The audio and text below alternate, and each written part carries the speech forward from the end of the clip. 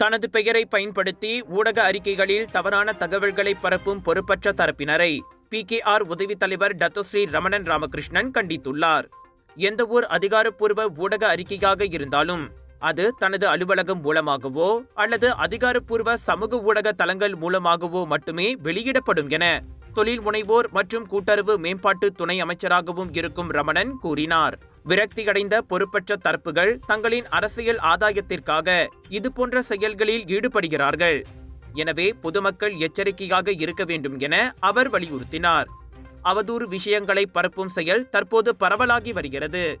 எனவே கட்சி உறுப்பினர்கள் கடுமையான நடவடிக்கைகளால் அதை எதிர்கொள்ள வேண்டும் என கடந்த வாரம் PKR தேசிய பொதுப் பேரவையில் தனது நிறைவு உரையின் போது தான் குறிப்பிட்டதையும் ரமணன் சுட்டிக்காட்டினார்.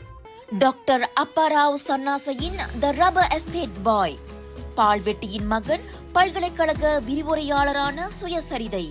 இவரின் மகள் டாக்டர் நிஷாந்தி அப்பாராவ் கைவண்ணத்தில் உருவான டிவினிட்டி இன் டைவர்சிட்டி, 108 இந்து தெய்வங்களின் சுருக்க கதை.